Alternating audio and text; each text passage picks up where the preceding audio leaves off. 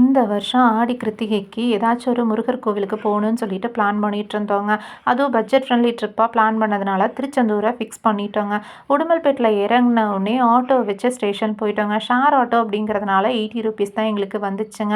6:30க்கே நாங்கள் ரீச் ஆகிட்டோம். கொஞ்சம் டைம் இருந்துச்சுங்க. ஏன்னா ஷார்ப்பாக 7:30க்கு தான் ட்ரெயின் வரும்னு சொன்னாங்க. அதனால ஸ்நாக்ஸ் எல்லாம் கொஞ்சம் வாங்கி வச்சுக்கிட்டோம். நாங்கள் வீட்டில் இருந்தே சாப்பாடெல்லாம் எடுத்துகிட்டு வந்ததுனால எங்களுக்கு சாப்பாட்டுக்கு அதிகமாக செலவாகலைங்க. இப்போ ட்ரெயினில் போகிறதுனால காஸ்ட் வைஸ் ட்ராவல் காஸ்ட் பார்த்துட்டிங்கன்னா பர் ஹெட்டே வந்து அப் அண்ட் டவுன் ₹260 தாங்க ஆச்சு. இதே நம்ம வந்து பஸ்ஸில் போகிற மாதிரி இருந்துச்சுன்னா ட்ராவல் காஸ்ட்டு வந்து டபுள் சார்ஜ் ஆகுங்க. இதுவும் ஒரு புது எக்ஸ்பீரியன்ஸாக தான் இருந்துச்சுங்க. ஈவினிங் வந்து 4:00 திருச்செந்தூர் வந்து ரீச் ஆகிட்டோங்க. அங்கேருந்து ஷேர் ஆட்டோ வச்சு ரூமுக்கு போயிட்டோம். அதுக்கு ஒரு ₹160 ஆச்சு. நாங்கள் லேடிஸாக போனதுனால வந்து ரூம் எடுத்துட்டோங்க. இதே வந்து கோவில் சார்பாகவே ஹால் எல்லாம் வந்து இருக்குங்க. அங்கே ஸ்டே பண்ணுறதுக்கு ஒரு ₹200 தான் தேவைப்படுங்க. அங்கே ரீகன்ஸ்ட்ரக்ஷன் ஒர்க்கு போயிட்டு இருந்துச்சுங்க. நெக்ஸ்ட் இயர் வந்து கும்பாபிஷேகம்னு சொன்னதுனால கோவிலுக்குள்ளே போனோடனே ஃபஸ்ட்டு கடற்கரைக்கு தாங்க போனோம். அங்கே போய் ஒரு குளியலை போட்டுட்டு அதுக்கப்புறம் தான் கோவிலுக்கு போகிற மாதிரி இருக்குங்க.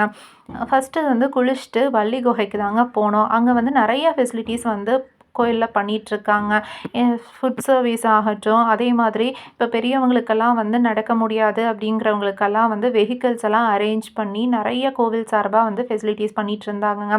ஃபோன் வந்து லாக்கரில் வச்சுட்டு போகிற மாதிரி தாங்க இருக்கும். உள்ள முருகரை பார்க்கணும் அப்படின்னா. இல்லை அப்படின்னா நம்ம ஃபோன் வந்து சைலண்ட்டில் போட்டுக்கலாங்க. ஃபஸ்ட்டு நாங்கள் வந்து வள்ளி குகைக்கு போயிட்டு அதுக்கப்புறம் முருகரை பார்த்துட்டு அன்னதானத்தில் போய் சாப்பிட ஆரம்பிச்சிட்டோங்க.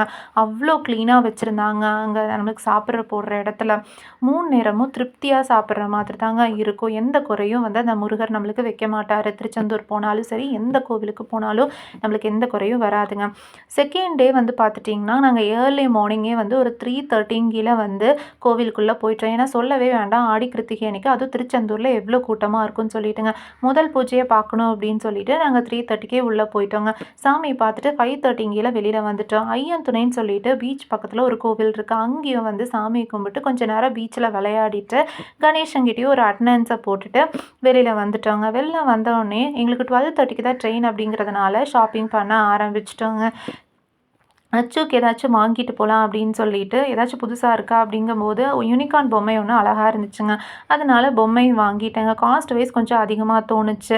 இவ்வளோ தூரம் வந்துட்டு முருகரை வாங்காமல் போனால் எப்படி அப்படின்னு சொல்லிட்டு குழந்தை முருகர் ஒன்று அழகாக இருந்தாருங்க. அவரையும் எடுத்துக்கிட்டு எப்பவும் போல் ஷேர் ஆட்டோவை எடுத்துகிட்டு நாங்கள் ஸ்டேஷனுக்கு போயிட்டோங்க. அதுக்கு ஒரு ₹160 ஆச்சு. எங்களுக்கு டோட்டல் காஸ்ட்டே பார்த்தீங்கன்னா ஒரு 700க்குள்ளே பட்ஜெட் ஃப்ரெண்ட்லி ட்ரிப்பாகவே முடிஞ்சிடுச்சுங்க.